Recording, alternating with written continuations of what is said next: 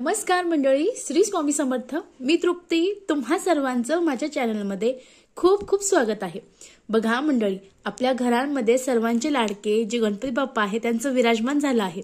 या गणपती बाप्पांसाठी आपण न चुकता रोज नैवेद्य करत असतो. अगदी सकाळी संध्याकाळी आरती करत असतो. आपल्या घरातलं जे वातावरण आहे अगदी पवित्र, अगदी प्रफुल्लित, उत्साहित झालेलं आहे. अनेक जण न चुकता गणपती बाप्पांचं जे अथर्वशीर्ष आहे त्याचं पठण करतात. आपल्याकडून जेवढी सेवा होईल तेवढी सेवा अनेक जण करत असतात.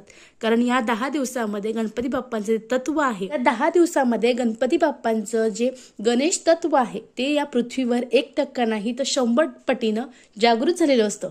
मग तुम्ही या दिवसामध्ये, या काळामध्ये कोणतीही सेवा करा, या सेवेचं फळ तुम्हाला भेटत असतं. तुमची एखादी इच्छा असेल ती सुद्धा तुम्ही अगदी गणपती बाप्पांना मागा, ती सुद्धा इच्छा तुमची 100% पूर्ण होत असते. यासाठीच अनेक जण काही ना काही गणपती बाप्पाला मागत असतात. असंच आपल्या घरामध्ये मुलीचं लग्नाचं वय झालं पण त्यांना इच्छित वर वधू मिळत नाही. एखादं ठिकाण छान जुळतं पण जुळता राहून जातं. काहीतरी अडचणी येतात. तुम्हाला ठिकाण आवडतात, त्यांना आवडत नाही, त्यांना आवडतं, तुम्हाला आवडत नाही. अशा अनेक गोष्टी आहेत. अहो मंडळी, मग तुम्ही जर या 10 दिवसामध्ये फक्त एक दिवस हा जो उपाय केला तर अगदी 100% नाही तर 1000% तुमच्या मुलीचं 10 दिवसामध्ये लग्न ठरणार आहे. अतिशय साधा पण अतिशय प्रभावी हा उपाय आहे. कसा करायचा ते जाणून घेऊ.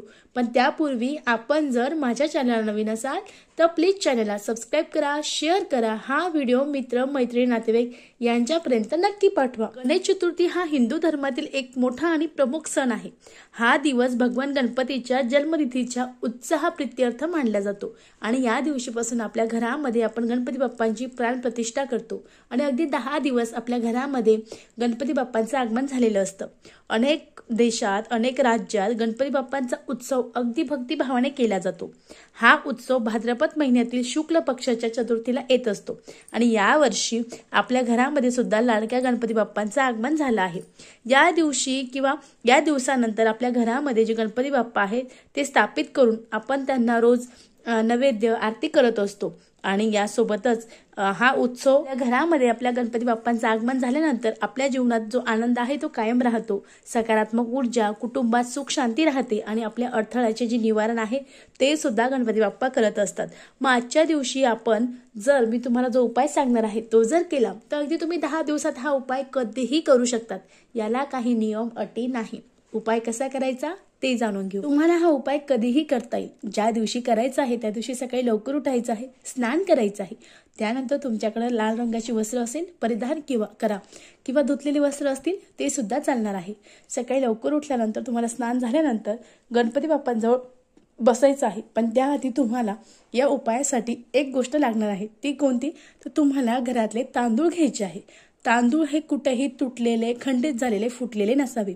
आणि त्यानंतर तुम्हाला थोडेसे कुंकू घ्यायचं आहे आणि जे तांदूळ आहेत ते थोडेसे रंगीत करायचे आहे. त्यानंतर परत आपल्याला हात स्वच्छ धुवून घ्यायचा आहे आणि त्यानंतर परत थोडीशी हळद टाकायची आहे आणि ते तांदूळ पिवळे करून घ्यायचे आहे. त्यानंतर लाल आणि पिवळे तांदूळ एकत्र करायचं आहे आणि त्यानंतर देवाच्या समोर बसायचं आहे. देवाच्या समोर बसल्यानंतर आपल्याला गणपती बाप्पा आपल्याकडे विराजमान असतील घरात, तुम्ही त्यांच्यासमोर देखील बसू शकतात. आपल्याला तेलाचा दिवा, जो दिवा चालू असेल अतिशय उत्तम, अगरबत्ती लावायची आहे, आसन घ्यायचं आहे, आसनावर बसायचं आहे आणि त्यानंतर तुम्हाला संकल्प करायचा आहे. तुम्ही ही सेवा फक्त 1 दिवसाची करत आहात, मग त्यामुळे तुम्हाला संकल्प करायचा आहे. कोणतीही सेवा संकल्पयुक्त केली तर ती सेवा सिद्ध होते आणि त्याचा जो रिझल्ट आहे तो तुम्हाला अगदी लवकरच मिळत असतो. मग त्यामुळं कोणतीही सेवा करताना संकल्पयुक्त करा. संकल्पयुक्त केलेली सेवा कधीही वाया जात नाही. तिचा कधी ना कधी आपल्याला जो उपयोग आहे तो होत असतो. आणि ही जी सेवा आहे ही तुम्ही या 10 दिवसामध्ये करत आहात आणि या पृथ्वीवर जे गणेश तत्व आहे ते अगदी 1000 पटीने जागृत आहेत. मग तुम्ही संकल्पयुक्त केलेली सेवा याचा फळ तुम्हाला अगदी 100% मिळणार आहे. आपल्याला हातामध्ये पाणी घ्यायचं आहे 2 पळी, त्यानंतर खाली तांबण ठेवायचं आहे. आपल्या हातातल्या पाण्यामध्ये गंध, अक्षदा, फूल टाकायचं आहे आणि आपलं नाव, आपलं गोत्र, आपल्या आईवडिलांचं नाव, आजचा दिवस, आजची तिथी म्हणायची आहे आणि त्यानंतर मी माझ्या शीघ्र विवाहासाठी किंवा आणखीन एखादी इच्छा असू द्या, शीघ्र विवाहासाठी, इच्छित व प्राप्तीसाठी, इच्छित जे स्थळ आहे ते मिळण्यासाठी, तुम्हाला जसा शीघ्र विवाह करायचा आहे यासोबत तुम्हाला जे ठिकाण आहे किंवा जे स्थळ आहे ते कसं हवं, अनुरूप हवं हे तुम्हाला सांगायचं आहे गणपती बाप्पांना. आणि त्यांना सांगायचं आहे, हे गणपती बाप्पा, माझं पुढच्या वर्षीपर्यंत जसं मी तुझी ही सेवा करत आहोत त्या सेवेने माझं पुढच्या वर्षीपर्यंत जे विवाहाचा योग आहे तो लवकर येऊ दे आणि माझा लवकरात लवकर शीघ्र विवाह होऊ दे असं सांगायचं आहे. आणि परत पाणी खाली तांबणात सोडायचं आहे. परत 2 पळी पाणी हातात घ्यायचं आहे आणि परत आपल्याला तांबणात सोडायचं आहे. आणि त्यानंतर गणपती बाप्पांना हळदी कुंकू अर्पण करायचं आहे, नमस्कार करायचा आहे. त्यानंतर तुम्ही ज्या अक्षता तयार केला त्या अक्षता हातात घ्यायच्या आहे आणि गणपती बाप्पांच्या डोक्यावर टाकायचं आहे. आणि डोक्यावर टाकताना त्यांना म्हणायचं आहे, हे गणपती बाप्पा विघ्ननाशना, हे विघ्नहर्ता, मी तुमच्या डोक्यावर अक्षता टाकत आहे. अशाच अक्षता माझ्या डोक्यावर लवकरात लवकर पडू दे. मला इच्छित वर वधू लवकरात लवकर मिळू दे. तुम्ही जो मुलगा असेल मुलगी असेल ते म्हणायचं आहे, असं म्हणायचं आहे. आणि गणपती बाप्पांच्या अंगावर आपल्याला अक्षर टाकायचे आहे आणि त्यांना नमस्कार करायचा आहे. आता तुमच्या घरी जर गणपती बाप्पा विराजमान झालेले नसतील या 10 दिवसात, तर तुम्ही अगदी तुमच्या देवघरामध्ये जो गणपती आहे त्या गणपतीच्या अंगावर सुद्धा ही अक्षता टाकू शकतात आणि त्यांना विधिवत नमस्कार करायचा आहे. ते झाल्यानंतर तुम्हाला हा उपाय करायचा आहे. आणि हा उपाय आपल्याला दिवसभरातच करायचा आहे. आज अर्धा करतो, उद्या अर्धा करतो, परवा अर्धा करतो असं चालणार नाही. आपण केलेला नियम, आपण केलेला संकल्प हा 1 दिवसाचा आहे. मग ही सेवा आपल्याला 1 दिवसामध्ये पूर्ण करायची आहे. मग त्यानंतर आपल्या आजूबाजूला आपल्या कॉलनीत कुठेही गणपती बाप्पा मंडळाची बसलेले असतीलच असं नाही की तुमच्या आजूबाजूला गणपती बाप्पांचे विराजमान नाही. अगदी 1-1, 2-2, 3-3 किलोमीटरला गणपती बाप्पा मंडळाचे गणपती आहेत ते असतात. अगदी गल्ली परतवे मंडळाचे गणपती असतात. मग तुम्हाला त्या अक्षता घ्यायच्या आहे. अक्षता घेतल्यानंतर तिथे जायचं आहे. तिथे गेल्यानंतर तुम्हाला गणपती बाप्पांच्या डोक्यावर अक्षता टाकायची आहे आणि गणपती बाप्पांना सांगायचं आहे, मी तुमच्या डोक्यावर अक्षता टाकतो, अशा शीघ्र अक्षता माझ्या डोक्यावर पडो असं म्हणायचं आहे. नमस्कार करायचा आहे. पुढच्या वर्षीपर्यंत जे माझी लग्न आहे ते होऊ दे असं सांगायचं आहे. त्यानंतर पहिला गणपती झाल्यानंतर दुसरा गणपती. मग तुम्हाला असं न चुकता 11 गणपतींना जे अक्षता आहे ते अर्पण करायचे आहे. जर अक्षता उरल्या तर तिथंच अगदी सगळं टाकून द्या. घरी त्या अक्षता आणू नका. शेवटच्या गणपतीला पूर्ण अक्षता अर्पण करून द्या आणि नंतर घरी या. आता मंडळात जाताना गणपती उंच असतात, लांब असतात, जाता येत नाही. मग काय करायचं? अर्पण करायचं की नाही? हो, दुरून अर्पण करा. अगदी त्यांच्या चरणाला जरी अर्पण केल्या तरीही चालेल, पण त्या अक्षता गणपती बाप्पांना अर्पण करायचं आहे. आणि अर्पण करताना मी तुम्हाला अक्षता वाहत आहे तशाच अक्षता लवकरात लवकर माझ्या डोक्यावर पडू द्या असंच वाक्य बोलायचं आहे. आणि पुढच्या वर्षीपर्यंत माझा विवाह होऊ द्या असं सांगायचं आहे. अतिशय साधा पण अतिशय प्रभावी हा उपाय आहे. याने सुद्धा अनेकांना फरक पडला आहे. मागच्या वर्षी माझ्या भावाने हा जो उपाय हा केला होता त्याचं या वर्षी लग्न झालेलं आहे. अगदी त्याचं दिवाळीमध्येच लग्न झालेलं आहे. मग त्यामुळे अतिशय साधा पण अतिशय प्रभावी उपाय आहे. आता आमच्या आजूबाजूला प्रत्येकाच्या घरामध्ये गणपती आहेत. मग आम्ही घरी जाऊन गणपतींना जे अक्षता आहे ते अर्पण करू शकतो का? नाही. का? तर बघा, आता तुम्ही शेजारी जाणार आहात की आमच्या अक्षता आहेत काकू आम्हाला व्हायचे आहेत, मावशी आम्हाला व्हायचे आहे, आम्ही ह्या गणपतीला अर्पण करू का?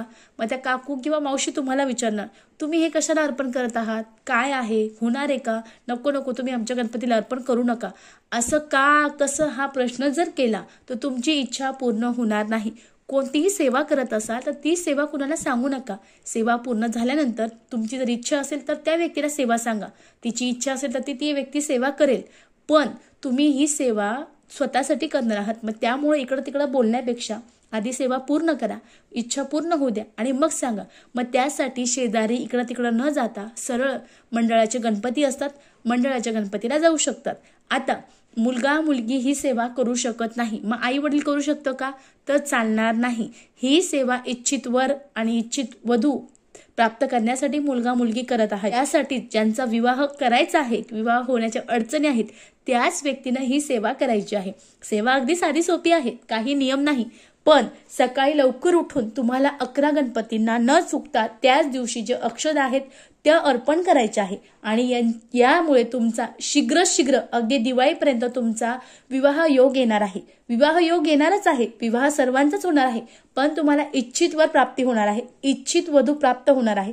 तुम्हाला जसं स्थळ हवं आहे तसं स्थळ तुम्हाला चालून येणार आहे. किंवा एखादं स्थळ आहे आम्हाला आवडलेलं आहे पण त्यांच्याकडून जो रिस्पॉन्स आहे तो भेटत नाही, असं मुलाकडचं पण म्हणणं असतं आणि मुलींकडचं पण म्हणणं असतं. तर तुमची जर ती इच्छा असेल की ते स्थळ तुमच्यासाठी यावं, तरी देखील तुम्ही तुम्ही हा उपाय करू शकता। यासाठी आपल्याला काही खर्च नाही, अगदी फक्त अक्षता घ्यायची आहे, मंडळाच्या तिथं जायचं आहे आणि ह्या अक्षता अर्पण करायच्या आहे। अगदी साधी, अतिशय सोपी आणि अतिशय प्रभावी सेवा आहे। निश्चित करावी। सेवा करताना अगदी श्रद्धेने करा, मनोभावे करा। प्रश्न, किंतु, परंतु मनात ठेवू नका। असं जर केलं तर कोणतीही सेवा तुमची फलदायी ठरणार नाही। अतिशय साधी आणि सोपी माहिती होती, मला तुमच्यापर्यंत पोहोचायची होती। व्हिडिओ कसा वाटला नक्की कमेंट्स करा। व्हिडिओ आवडला असेल तर चॅनलला सबस्क्राईब करा। झालेली सेवा महाराजांच्या चरणी रुजू करते। परत भेटू एका नवीन व्हिडिओमध्ये। श्री स्वामी समर्थ। धन्यवाद।